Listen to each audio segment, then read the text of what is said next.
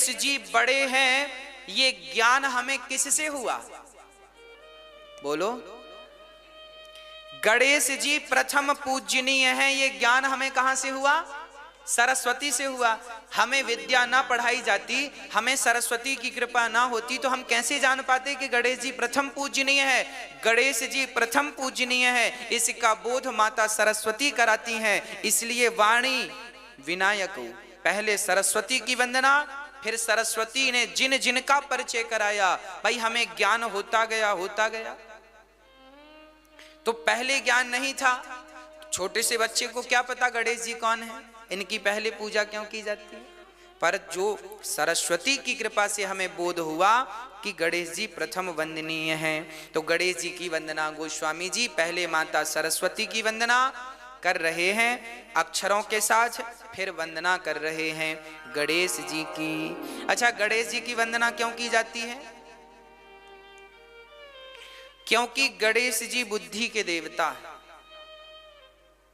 गणेश जी प्रथम पूजनीय क्यों हैं? क्योंकि गणेश जी एक ऐसे हैं जो अपनी माता पिता को महत्व देते हैं। कार्तिकेय जी और गणेश जी दोनों से कहा गया जाओ पृथ्वी की परिक्रमा लगा कर आओ, तो कार्तिकेय जी तो मयूर पर बैठकर चल पड़े परिक्रमा लगाने, पर गणेश जी ने तो शंकर पार्वती की परिक्रमा लगाई। तो शंकर पार्वती की एक परिक्रमा लगाने से संपूर्ण ब्रह्मांड की परिक्रमा लगाने का उन्हें फल प्राप्त हो गया। इसलिए गणेश जी वंदनीय हैं, क्योंकि माता पिता की सेवा करने का सिद्धांत गणेश जी हमें देते हैं। माता पिता की सेवा करनी चाहिए, ये कौन सिखाता है? गणेश जी महाराज सिखाते हैं। अच्छा, गणेश जी के कान बड़े क्यों हैं? गणेश जी के कान बड़े इसलिए हैं कि कान बड़े हैं मतलब ज्यादा सुनो। कान बड़े हैं ना, मतलब ज्यादा सुनो। अच्छा, गणेश जी का मुंह दिखता है क्या? गणेश जी का मुंह दिखता है? गणेश जी का मुंह नहीं, गणेश जी का मुंह गुप्त है, सूंड निकली है, मुंह अंदर की तरफ है, कान बाहर की तरफ है। मतलब ज्यादा सुनने की आदत हो, बोलने की आदत बिल्कुल ना के बराबर है। जो व्यक्ति इस संसार में रिश्ते नातों में कम से कम बोलता है, वह व्यक्ति सबसे ज्यादा सुखी है। ये गणेश जी मैसेज दे रहे हैं, ज्यादा सुनो कम बोलो। इसलिए कान दो हैं और मुंह एक है। गणेश जी का पेट बड़ा है। पेट बड़ा होने का अर्थ क्या है? आप लोगों को ना कोई बात पचती नहीं है। यहां की बात वहां, वहां की बात वहां। कुछ लोग तो भिड़ाते ही रहते हैं, मंथरा। काम ही उनका मंथरा। यहां की बात वहां भिड़ा दी, वहां की उसको भिड़ा दी, सास को बहू से लड़ा दिया, बहू को सास से, वो मजे ले रही है और आप लोग लड़ते रहते हैं। गणेश जी कहते हैं मेरा पेट बड़ा है। कहने का आशय यह हुआ कि जैसे मेरा पेट बड़ा है, मैं बहुत सारी चीजों को पचा लेता हूं, ऐसे समाज में रहना हो तो हमें भी कुछ बातों को पचा करके चलना चाहिए। बात बात पे विवाद नहीं करना चाहिए, बहुत सारी बातों को हमें पचा लेना चाहिए। इसलिए गणेश जी इनकी वंदना प्रथम करते हैं, पूजा प्रथम करते हैं। गणेश जी प्रथम वंदनीय पूजनीय हैं। अब दूसरी वंदना शंकर जी कर रहे, शंकर जी की वंदना भगवान गोस्वामी जी कर रहे हैं। भवानी शंकरो वंदे श्रद्धा विश्वास रूपिणो, याभ्याम विना न पश्यन्ति सिद्धाः स्वान्तस्थमीश्वरम्।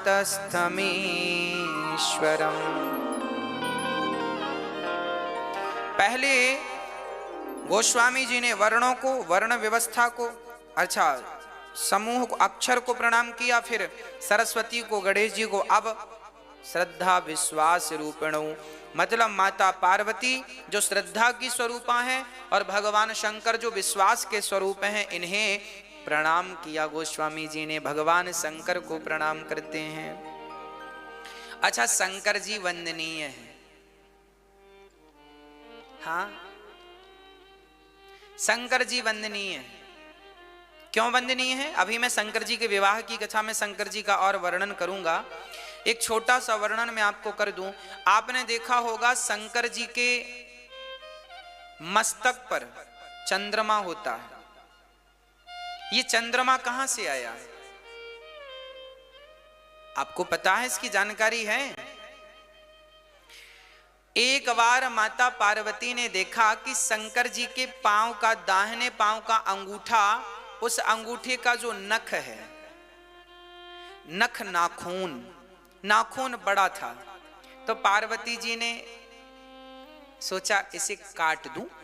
आप लोगों के नाखून बड़े होते हैं तो काट लेते हैं कि नहीं? हम लोग काटते रहते हैं।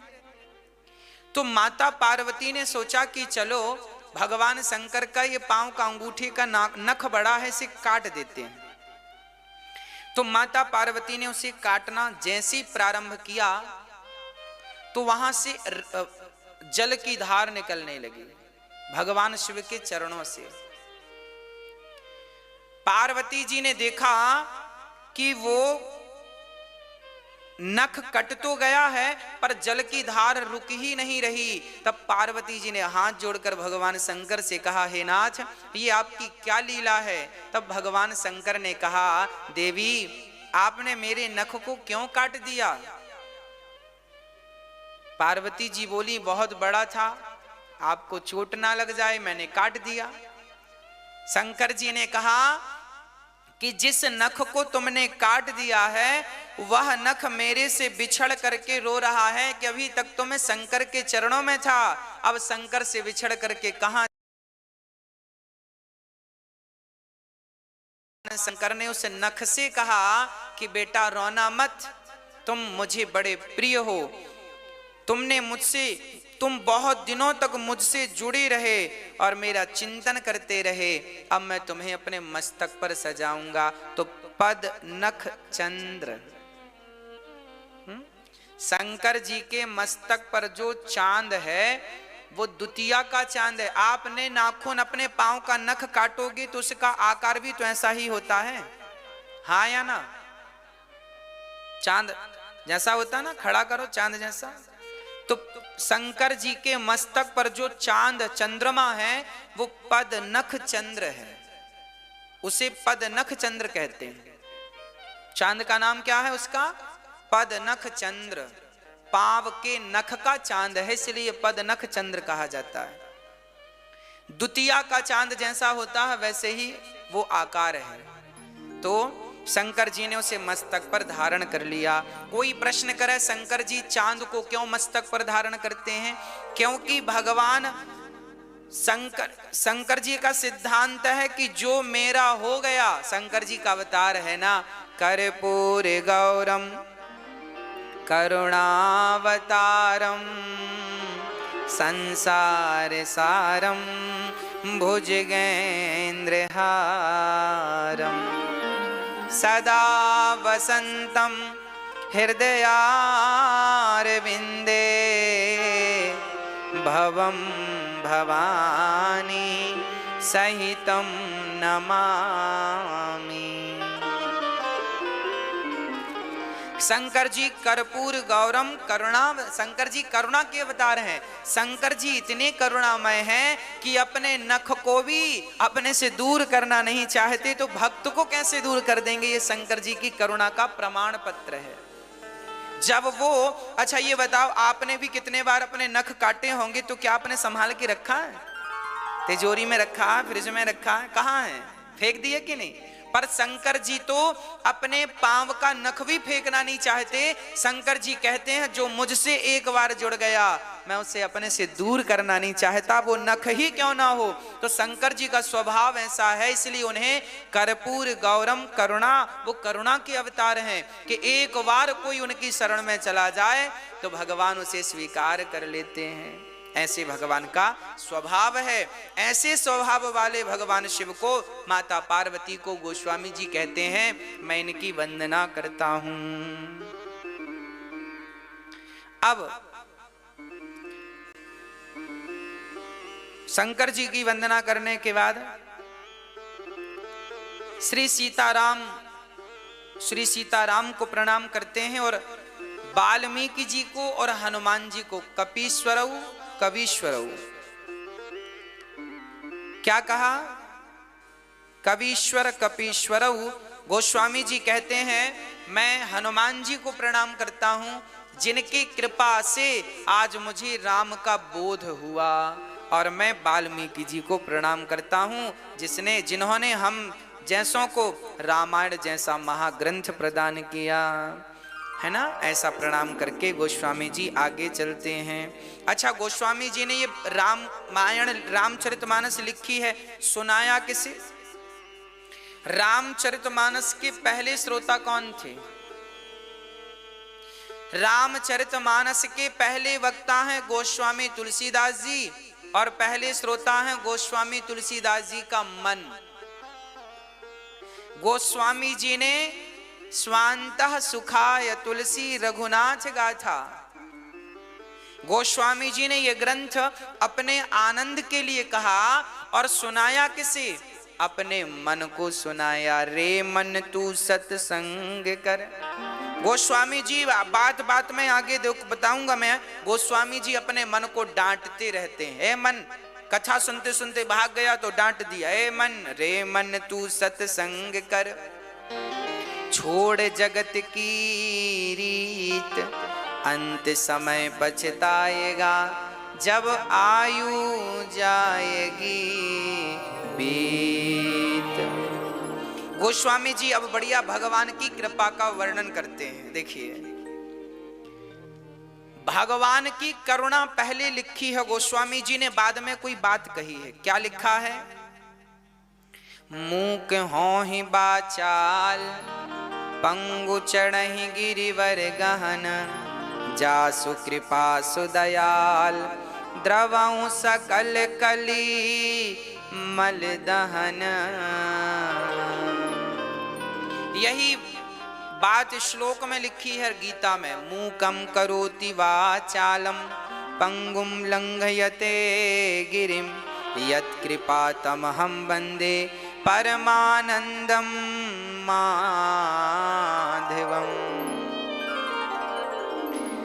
गोस्वामी तुलसीदास जी सबसे पहले क्या कह रहे हैं? यह कह रहे हैं कि देखो, भगवान की कृपा ऐसी है कि मूकम करोति वाचालम, भगवान राम ऐसे हैं, माता सीता ऐसी है, राम की कृपा ऐसी है कि यदि वो कृपा कर दें तो मूकम करोति वाचालम, गूंगा भी बोलने लगता है। आपको पता है, एक बार संत ज्ञानेश्वर जी ने संत ज्ञानेश्वर का अपमान कर दिया बड़े बड़े विद्वानों ने। बोले तुम्हारे पिता का पता नहीं है इसलिए हम तुम्हें वेद नहीं पढ़ाएंगे। तब उन्होंने भैंसे के ऊपर, भैंस नहीं भैंसा, भैंसे के ऊपर हाथ रख दिया तो भैंसे ने गायत्री मंत्र का उच्चारण कर दिया, उन्होंने वेद मंत्र उच्चारण कर दिए। कहने का अर्थ ये है कि भगवान की कृपा तो छोड़ दो मेरी माँ, यदि भगवान के भक्तों की कृपा हो जाए तो भैंसा भी वेद मंत्र बोल सकता है, अर्थात भक्तों की कृपा से पत्थर भी बोल सकता है। प्रहलाद जी ने कहा इस खंबे में भगवान है, हिरण्यकश्यपु ने तोड़कर देखा तो निकले कि नहीं। कहने का अर्थ यह है मूकम करोति वाचालम, भगवान की कृपा हो तो गूंगा भी बोलता है। भाई खंबा तो गूंगा ही था ना, खंबा थोड़ी जड़ वस्तु है ना खंबा, पर जब भक्त ने अनुग्रह कर दिया, भक्त ने विश्वास से उंगली बढ़ा दी तो उस भक्त के विश्वास से भगवान प्रकट हो गए। मतलब भगवान ऐसे हैं, भगवान की करुणा ऐसी है कि उनकी करुणा से गूंगा भी बोलने लगता है। भगवान की तो छोड़ दो, भगवान के भक्त की बड़ी महिमा है, भगवान की तो लिखी ही है। एक संत ज्ञानेश्वर जी ने ये बात जो हम कह रहे हैं, ये श्री नाभादास जी महाराज अपने दिव्य ग्रंथ में भक्तमाल में लिखते हैं। मूकम करोति वाचालम, पंगुम लंघयते गिरिम। भगवान की कृपा ऐसी है कि गूंगा भी बोलता है और लंगड़ा भी पहाड़ लांघ जाता है। या तो भगवान चाहें तो बताओ क्या नहीं हो सकता। इसलिए हमें दुनिया पर विश्वास ना करके 100% विश्वास अपने भगवान राम पर, माता सीता पर, अपने बांके बिहारी पर अपना विश्वास करना चाहिए, समर्पण करना चाहिए। प्रभु मेरे तो आप हैं और मैं कुछ नहीं जानता। गोस्वामी जी इनकी कृपा को प्रणाम करते हैं। हे रघुनंदन, आपकी कृपा से गूंगा बोलने लगता है, लंगड़ा पहाड़ लांघ जाता है, और ऐसे भगवान जो गूंगे को पंचम स्वर से बुलाते हो, ऐसे भगवान को हम नमस्कार करते हैं। ये जो दोहा है ना, ये सोरठा है। ये जो सोरठा है ये हम पर भी ठीक बैठता है। इसमें लिखा है मूकम करोति वाचालम, गूंगा भी बोलता है। तो हम अपने आप से कहते हैं हम गूंगा ही तो हैं, हम गूंगे ही तो हैं। यदि हम बोल रहे हैं तो अपने बल से नहीं, अपने रघुनाथ के बल से बोल रहे हैं। हम तो गूंगे हैं। जैसे शंख बजता तो है पर अपने से थोड़ी बजने लगता, जब तक उसे कोई बजाए ना। हम तो उस गूंगे शंख की तरह है। वो तो भगवान फूंक भरते हैं तो हम बज उठते हैं, बाकी हम तो शंख ही हैं। भागवत कहनी हो तो भगवान श्री कृष्ण हवा भर देते हैं, और राम कथा कहनी हो तो भगवान, जैसे आप शंख बजाने के पहले अपने मुंह में ढेर सारी हवा भर लेते हैं ना, और हवा भर के फूंक देते हैं तो शंख बज उठता है, उसी प्रकार हम शंख हैं। राम ने फूंक लगाई तो राम कथा आपने सुन ली, कृष्ण ने फूंक लगाई तो कृष्ण कथा आपने सुन ली। हम तो शंख हैं, ना हमारा बल है ना हमारा परिश्रम है, तो हम तो गूंगे हैं और भगवान की कृपा से बोल रहे हैं। मूकम करोति वाचालम पंगुम लंघयते गिरिम, लंगड़ा पहाड़ लांघ जाता है। अरे हम लंगड़े ही तो हैं। हम बताए थे ना, हम 20 फीट ऊपर से गिर गए थे छत से, कोल्हू टूट गया था। आज आपके मध्य खड़े हैं तो भगवत कृपा से ही खड़े हैं। मतलब मूकम करोति वाचालम पंगुम लंघयते गिरिम, लंगड़ा भी पहाड़ लांघ जाता है। उसका उदाहरण हम स्वयं हैं। हमें इस बात का अच्छे से ज्ञान है कि भगवान कृपा करें। डॉक्टर ने कहा था कि आप अब कभी बढ़िया से चल नहीं पाएंगे, चलेंगे तो लंगड़ाते एक पांव छोटा हो जाएगा, पर अब तो डॉक्टर साहब के सामने कबड्डी खेल लेते हैं, है ना। कहने का अर्थ यह है कि भगवत कृपा हो तो लंगड़ा भी पहाड़ लांघ जाता है। अब गोस्वामी तुलसीदास जी वंदना करते हैं। सबसे पहले गुरु जी की वंदना, जिनकी कृपा से उन्हें सब कुछ मिला।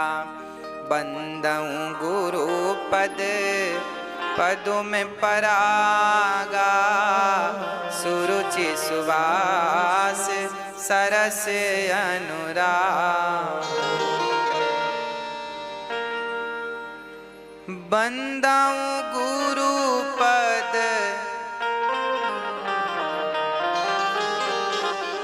सुरुचि सुवास सरस अनुरागा। बंदाऊं गुरु पद पदों में परागा, सुरुचि सुवास सरस अनुरागा। अमिय मूरी मय चूरन चारु, समन सकल भव रुज परिवारु। श्री गुरु पद नख मणि गण ज्योति, सुमिरत दिव्य दृष्टि होती।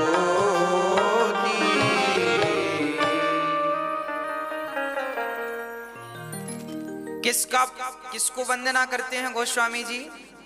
बंदऊं गुरु पद पदुम परागा, गुरु जी के चरणों की रज की वंदना करते। जब तक गुरु कृपा नहीं होती ना, तब तक भगवत कृपा संभव नहीं है। इसलिए पहले किसकी कृपा होनी चाहिए? गुरु की कृपा। आज हमसे बोलना आता है तो किसकी कृपा से? गुरु की कृपा से। तो गुरु बहुत जरूरी है। गुरु ना होते तो शायद हम आपके बीच में कैसे होते, ना होते। गुरु वो जौहरी है जो हीरा बना देता है। उसके बाद गोस्वामी जी ने प्रणाम किया। बंदाऊं प्रथम महीसुर चरना, मोह जनित संशय सब हरना। बंदाऊं प्रथम महीसुर चरना। मही के देवता, मही मतलब पृथ्वी, पृथ्वी के देवता कौन है? ब्राह्मण। गोस्वामी तुलसीदास जी ब्राह्मण चरणों की वंदना। वृंदौ प्रथम महीसुर चरना, मोह जनित संशय सब हरना। ब्राह्मणों की वंदना करते हैं।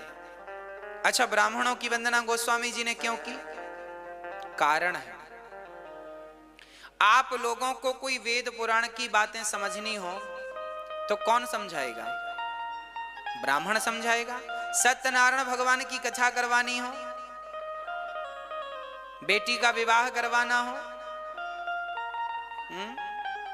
घर में कोई चल बसे तो उसकी क्रियाकर्म करवानी हो, घर में कोई पैदा हो जाए उसकी, मतलब एक ब्राह्मण ही ऐसा है जो ये चाहता है कि आपके घर में कोई उत्सव होए तो हमें अवसर मिले। भाई ब्राह्मण चाहता है कि आपके घर सब खुशियां आए, तो सत्यनारायण भगवान की आप कथा सुनो, कथा सुनेंगे तो हमें दक्षिणा मिल जाएगी, है ना। आप ब्राह्मण चाहते हैं कि आपके घर बेटी का विवाह हो ताकि बेटी के विवाह में हमें कुछ मिले, है ना। अच्छा, ब्राह्मण ही एक ऐसा है जो सदा यह चाहता है कि आपका कल्याण हो, आपका कल्याण हो। इसलिए ब्राह्मण प्रथम वंदनीय इसलिए है क्योंकि वैद्य चाहता है कि कोई रोगी होए तो हम उसका इलाज करें। कोई ये चाहता है किसी का केस बिगड़े तो हम केस लड़ें। मतलब दुनिया ये चाहती है कि आपका कुछ बिगड़े तो उन्हें पैसा मिले, पर ब्राह्मण एक ऐसा है जो ये चाहता है कि आपके घर कुछ उत्सव हो तो हमें बुलाया जाए, फिर हम जाएं और हमें दक्षिणा प्राप्त हो। सबका हित चाहने वाले से गोस्वामी जी ने उन्हें पहले स्थान पर रखा और कहा, बंदऊं प्रथम महीसुर चरना, मोह जनित संशय सब हरना। एक ब्राह्मण ही ऐसा है जो इतना सा खाता है और इतना सारा आशीर्वाद दे देता। धनम धान्यम बहुपुत्र लाभम, बहुपुत्र लाभम धनम धान्यम। भगवान ब्राह्मण कहता है कि आप इतना सा उसे खिलाओगे तो बढ़िया आशीर्वाद क्या देगा? बहुत धन दे भगवान आपको, धन धान से घर भर दे और बेटा बेटी घर में खूब होए, खूब घड़ी घर में उत्सव हो, आनंद हो, मंगल हो, बढ़िया है। तो आशीर्वाद देने वाले ब्राह्मण हैं, इसलिए उन्हें प्रणाम गोस्वामी जी ने किया। उसके बाद गोस्वामी तुलसीदास जी ने प्रणाम किया वाल्मीकि जी को, सबको प्रणाम किया। और गोस्वामी जी कहते हैं कि सत्संग करने वाले ही इस कथा रामचरितमानस को श्रवण कर पाएंगे। गोस्वामी जी लिख रहे हैं, बिनु सत्संग विवेक न होई, राम कृपा बिनु सुलभ न सोई। बिनु सत्संग विवेक न होई, राम कृपा बिनु सुलभ न सोई। सठ सुध रही सतसंगत पाई, पारस परस को धात सुहाई। गोस्वामी जी लिख रहे हैं, बिनु सत्संग विवेक न होई। आप भी रामचरितमानस का पाठ किया करिए। गोस्वामी जी लिख रहे हैं, बिनु सत्संग विवेक न होई। यदि विवेक कोई चाहता, अच्छा विवेक कौन सा? बुद्धि तो देखो सबके पास है, पर विवेक सबके पास नहीं है। विवेक कब मिलेगा? बोले बिनु सत्संग विवेक ना होई। ये विवेक क्या चीज है? बोले देखो, ये मेरी मां है, मैं इसे मां के रूप में देखता हूं, ये तो बुद्धि है। यदि मैं आपको मां के रूप में, बेटी और बहन के रूप में देखता हूं तो मैं बुद्धिमान हूं। परंतु ये मेरी मां नहीं, मां के रूप में भगवान है। जो व्यक्ति मां के स्थान पर भगवान का भाव रखे वह विवेकशील पुरुष माना जाएगा, वह विवेकशील स्त्री मानी जाएगी। आपकी सास सास है, ऐसा जानने और मानने वाला तो बुद्धिमान है, पर ये व्यक्ति भगवान है। सर्वम खलविदम ब्रह्म, सब में ईश्वर है, ये बुद्धि रखने वाले को विवेकशील कहते हैं। और विवेक कैसे उत्पन्न होता है? तो आगे लिखा है, बिनु सत्संग विवेक न होई। इसलिए सत्संग करते करते करते करते करते करते विवेक जागता है। फिर धीरे धीरे आपके भीतर के सारे बुराइयां समाप्त होती हैं और एक दिव्य दृष्टि प्राप्त होती है, जिस दृष्टि से परमात्मा सर्वव्यापक कण कण में नजर आने लग जाता है। ये तो भगवत कृपा से ही संभव है ना। अब सुनो गोस्वामी जी क्या लिखे हैं, सठ सुधरहि सत्संगति पाई। सठ से सठ भी सत्संग पाकर सुधर जाता है। सठ सुधरहि सत्संगति पाई। ये सठ क्या है? जो व्यक्ति चोरी करता है, उस चोर से कहो क्यों चोरी करने से क्या होगा जानते हो? वो कहता है नहीं जानते। तो जो व्यक्ति चोरी करता है और चोरी करने का फल क्या है, उसे कौन सा नरक मिलेगा, उसका दंड क्या, वो नहीं जानता। मतलब जो अज्ञानी है उसे सठ कहते हैं। मैं झूठ बोल रहा हूं पर मुझे पता ही नहीं कि झूठ बोलने का फल क्या है ना।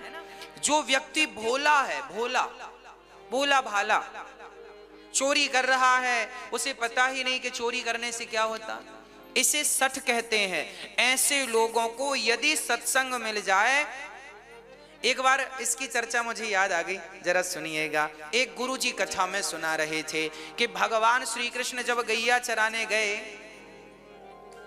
तो मां यशोदा ने कान में, एक चोर एक दिन कथा सुनने आया, आज उसे कुछ मिला नहीं तो उसको लगा चलो आज कथा ही सुन लें। गांव में गुरुजी आए थे और कथा सुना रहे थे, तो गुरुजी ने कथा सुनाई। तो कथा में भगवान की गैया चराने की लीला का गुरुजी वर्णन कर रहे थे। गुरुजी ने कहा, आज माने भगवान श्याम सुंदर के गले में हीरे मोती के माला पहनाए 10, कान में बढ़िया मोती हीरे के कुंडल पहनाए और यहाँ सोने का बाजूबंद, गले में सोने के हाथ में बड़े बड़े कड़े और बढ़िया बढ़िया 1-1 करोड़ की 1-1 करोड़ रुपए की कीमत का हीरा यहाँ पहनाया उंगलियों में। और आज भगवान गैया चराने गए ऐसा श्रृंगार करके। चोर बोला, राम राम राम राम राम, ये कौन बालक है, इतना महंगा। उस चोर को लगा इसे लूट लेने से फिर किसी को लूटने की जरूरत, एक बार में माला माल हो जाऊंगा। जब कथा पूरी हुई तो गुरुजी से पूछा, गुरुजी आज आपने जिस बालक के बारे में बताया उसका पता कहाँ है, हमें पता दो। अच्छा, गुरुजी को नहीं पता था कि ये चोर है। उसने कहा, गुरुजी पता लिखवाओ। तो गुरुजी ने बोल दिया कि भाई ये तो वृंदावन की लीला है, वृंदावन जाना, वहां के जंगलों में वहां ठाकुर जी गैया चराते थे। उसने लिख लिया। अब उसने पकड़ी ट्रेन, आया वृंदावन, पूछा कि भैया ये यशोदा का बेटा गैया चराने किस तरफ जाता है? ये बिल्कुल सत्य घटना है, ये घटना घटी है इसलिए मुझे याद आज स्मरण आ गई। तो वो चोर वृंदावन आया और वो गैया किस तरफ चराने जाते हैं, तो लोगों को क्या लगा कि ये पूछ रहा है कि भगवान ने गैया कहाँ चराई। तो लोगों ने बता दिया भाई ये जंगल है, यहां भगवान गैया चराने जाते थे। तो उसने किसी से पूछा क्यों, आज भी आएंगे क्या गैया चराने? तो वो भी भगत आदमी था, बोला हाँ भगवान की तो लीला नित्य है, वो तो रोज आते हैं गैया चरा, जैसे रास रचाने निधि वन में आते हैं ऐसे गैया चराने। चोर बोला क्या आप बता सकते हैं कहाँ? बोले हाँ यमुना के तट पे ही रहेंगे। अब चोर गया चुपचाप यमुना के तट पर बैठा रहा और गुरुजी ने कहा था कि उसका रंग सांवला है, घुंघराले से बाल होंगे, आंखें बड़ी कजरीली सी हैं, गला सुंदर